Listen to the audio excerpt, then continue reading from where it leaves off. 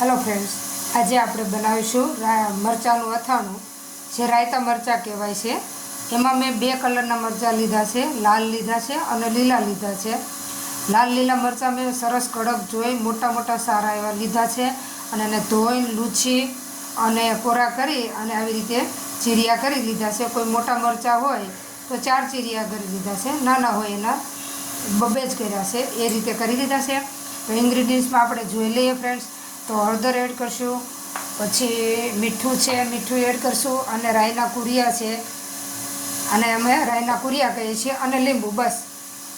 તેલ વગરનું અને ખૂબ જ સરસ એવું ટેસ્ટી આપણું અથાણું રાઈ મરચાં કહેવાય છે, રાયતા મરચાં। તો આપણે એ સરસ તૈયાર થઈ જાય છે અને તેલ એક જરીક ટીપું પણ જોઈએ નહીં આમાં, એવું સરસ આપણું અથાણું તૈયાર થઈ જાય છે। તો અહીંયા મોટી 2 ચમચી હું મીઠું એડ કરું છું। મીઠુંનું પ્રમાણ થોડુંક વધારે કરશું આપણે।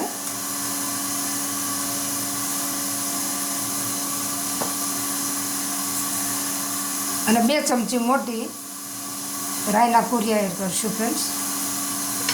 1 ચમચી હળદર એડ કરશું।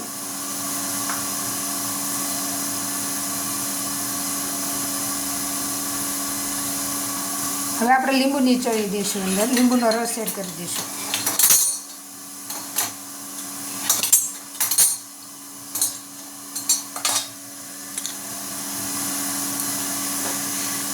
તો તમે જોઈ શકો છો ફ્રેન્ડ્સ, આપણે લીંબુ એડ કરી દઈશું।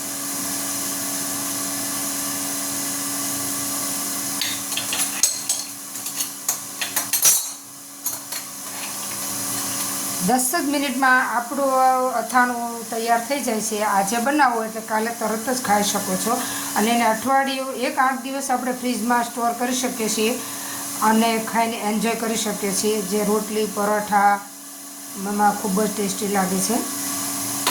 આપણે એને મિક્સ કરી લઈશું, હાથેથી જ મિક્સ કરી લઈશું ફ્રેન્ડ્સ।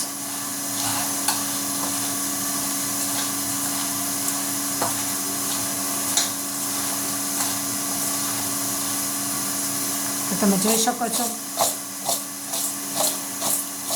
લીંબુની જગ્યાએ તમે વિનેગર પણ એડ કરી શકો છો। વિનેગર પણ ખૂબ જ સરસ લાગે છે મરચાંના અથાણામાં। તો ફ્રેન્ડ્સ, તમે મારી ચેનલમાં નવા હો તો લાઈક શેર સબસ્ક્રાઈબ કરજો અને બેલ આઇકન પર ક્લિક કરજો, તાકી મારી નવી નવી રેસીપીઓ તમને પહેલાં મળી રહે। અને લાઈક કરવાનું ભૂલતા નહીં, શેર પણ ખૂબ ખૂબ કરજો ફ્રેન્ડ્સ, પ્લીઝ।